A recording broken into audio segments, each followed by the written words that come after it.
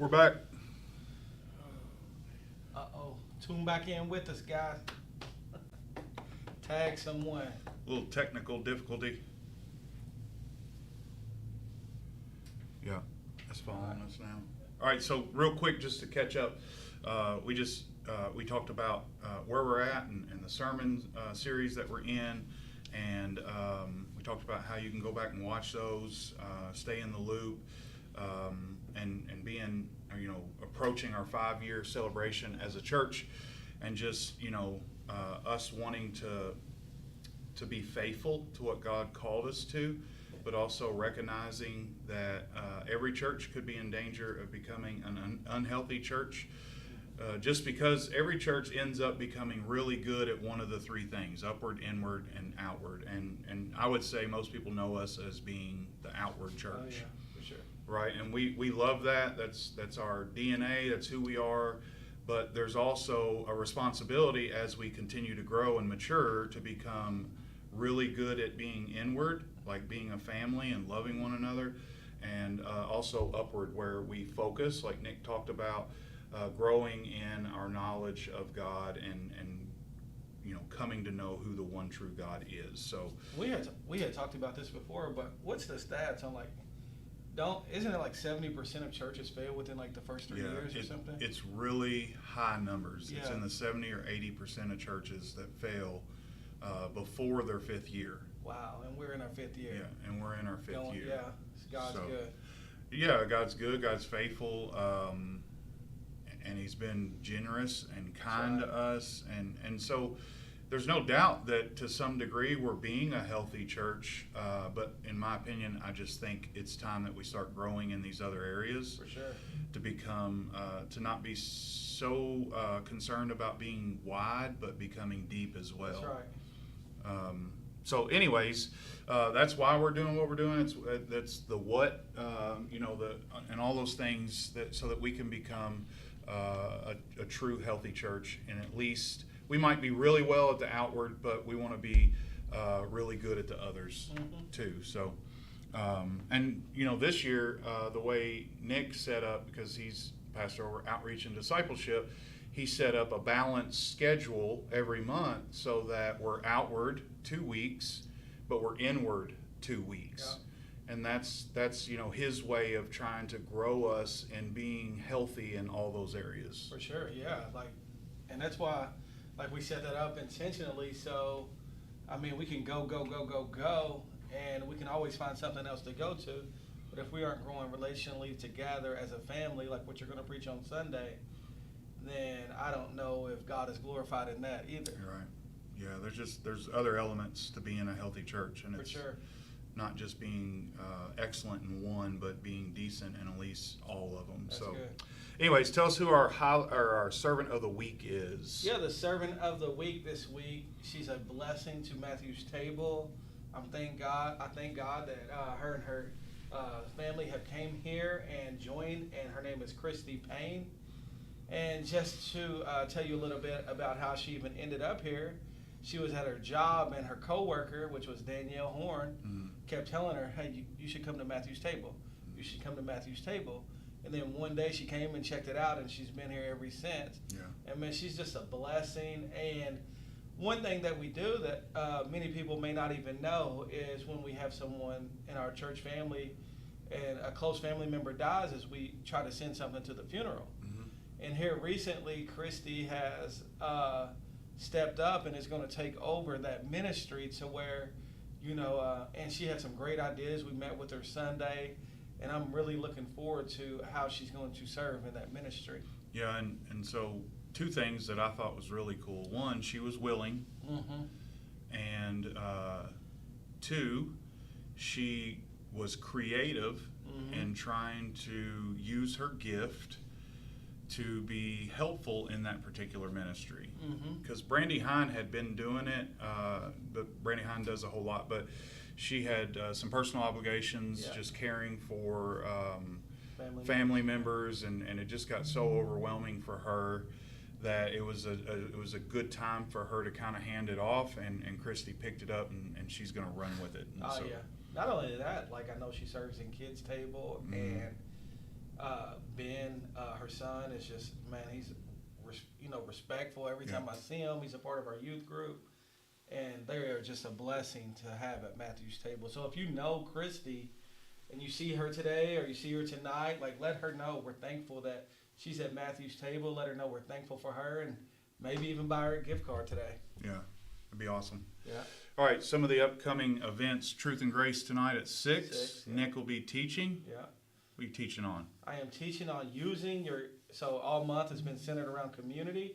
So tonight I am teaching on how we can each use our gifts that God gives us in community. Cool. Whether that's, I got a guy, TJ, is going to come share his testimony, and I'm excited about that because he has gifts that, and I don't want to spoil his testimony, but he has gifts that, well, how could I use this to benefit the church? Right. But I love what he does and how he uses his gifts to, as a witness. Right. Yeah. So I'm excited about that. Be here tonight at 6 p.m. And right after that is our family meeting. So we do this about once every 3 or 4 months. It's intended for individuals who would consider themselves members or regular attenders. Just to kind of update everybody, for all of us to be on the same page, changes that are taking place, whatever. It's a great opportunity to know a little more about what you're being a part of. Yeah, I think it's a great opportunity for you not to be that person that says, I didn't know what was going on. Well, you probably didn't know what was going on because you never go to the family meetings. Yeah, so make a strong effort in being here at 7 p.m. for the family meeting. We got a lot to share with you guys and to update some things on, and just to kind of educate you guys on things that we've done in the last 3 months that you might not have noticed or you might not know that we are doing. So, that's right. What about Monday? What we got Monday? So Monday, marriage ministry. If you are married, engaged, in a serious relationship, I would highly recommend that you be a part of our marriage ministry. It's Mondays at 6 o'clock. Childcare is provided. I go to that. You go to that. Like, it's always a learning. I'm always taking something away from it. Just being proactive and even dating your wife and being proactive and, not waiting until the drama hits or we're leaving or we're divorcing, but being proactive and creating healthy relationships and healthy marriages. So Monday at 6, we'll have our marriage night here at the church. And Saturday night, we got the night of worship, 6 to 8. I'm really excited about that. It's going to be fire. The praise team has put a lot of effort into that, and I think they're going to have some folks even join them. So, man, it'll be a great night just to come and be in the presence of the Lord and sing songs that glorify Him. I'm looking forward to that. Yeah, I love being able to come and just be there. Worship, yeah. That's good. So don't forget, service times change. April 3rd, that's the first Sunday of the month. We'll go to 9 a.m. instead of 8:45, and we'll go to 11 instead of 10:45. Yeah. And just some of the parking things on that, I guess, is we got permission from Independence Bank to park in there in case, there's limited parking. But also these places of business who use our parking lot all through the week, we can park in those spots as well because there'll be a shorter gap in between services. But we'll talk about that tonight too. And then Saturday in the morning. Saturday, men's breakfast, 9 o'clock. So if you are a man at Matthew's table, I always hate it because it's always the same people that show up, and then everyone has suggestions on well, I wish we was closer. Well, you never come to our men's, breakfasts, or you never come to men's Bible study, or, you're not growing in relationships. So this Saturday at 9, we're going to have an awesome testimonies. Johnny Hampton is going to be leading us. So we're going to have breakfast. We're going to feed you, serve you. So if you're a man, and at Matthew's table, come to that. It'll be at 9. We'd love to serve you, to get connected. It's always a great time. We always kind of leave with a challenge, and praying for one another. So I just highly recommend that you come.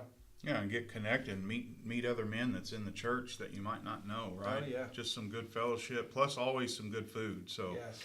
All right, Easter Outreach is April 16th. April It's a 16th. Matthew's Table event. It's the graphic is posted on our page.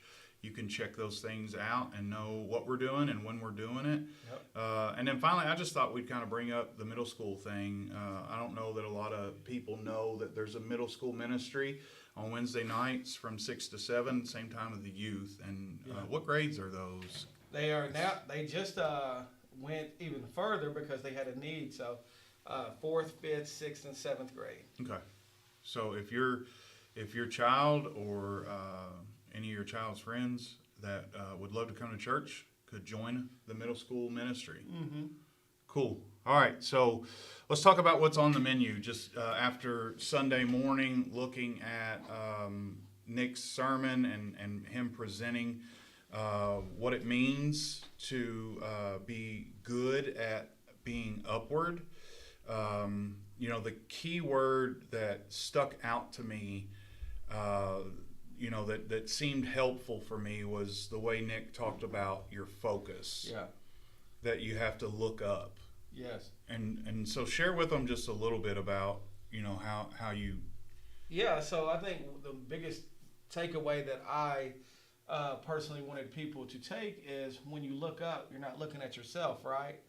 You're focusing on something greater than you. So it says, seek things that are above, set your mind on things that are above. What's above? The word, prayer, Jesus, eternal things, right? Living your life not for, so many churches, when we're talking about unhealthy versus healthy, like I've heard of churches break up because they didn't like the carpet or because they didn't sing enough hymns or because Somebody didn't wear a robe baptizing. Yeah, or they didn't serve their coffee, or all these things that really in the scope of eternity shouldn't even matter. So in the scope of us being a healthy church and looking upward, I wanted us to focus on what really mattered. Yeah. What really was important. And so many times, I know for me, I get distracted by least important things, and I try to find myself, hey, I'm going to focus on Jesus. I'm going to be intentional about looking up, and I get caught, well, what's over there, or squirrel over here, let me deal with least important things. Yeah, and historically, all through the scriptures, the people of God were warned by God to keep focus upward so that they could obey him and worship him for who he really was, because they were really good at starting to look around at other people groups, which is what happens, and then culture starts to affect the way you view who God is. And so, we got to be intentional on focusing upward. Oh, yeah. And I even think, when we're looking up, because I think one of the things that we like to do is we start comparing ourselves to everyone else, right? Because we're not looking up. So we think, well, I'm doing this, they're not doing that. Or, I wish I had their gifts, or I wish I could do that. When you're looking up, it becomes, okay, why are you doing it? Who are you doing it for? I like what KB always says, his glory alone. Yeah. So are you doing it for his glory alone? Are you looking upward and above? And I just think about, over the years of studying the Word, learning the Word. By the way, disciple means learner. So a true follower of Jesus is continuing to learn the one true God in three distinct persons. So a healthy church knows that they are to grow in their understanding of God. And so what you find today in America specifically are churches who water things down. They try not to offend people when, I don't know about you, but the majority of the times I'm reading the Bible, it's offending me. That's right. Because God is true and perfect and holy. So, for example, in my D group reading today, in Psalm 19, it talked about, David says, guard me from my unintentional sins. So we are, just a lack of knowledge causes us to unintentionally sin. That's it. And I would even say, if you are a disciple, if you're a part of, why ain't you growing? Yeah. And I think it's because of lack of focus, right? A lack of discipline, a lack of looking above, because there's no reason why, and I hit on this in the service, I believe it's lip service when someone says, I love God, but I don't have time for his word. Yeah. Because changed people have changed affections, right? Yeah. Like, you should want to be in His Word. You should want to spend time with prayer.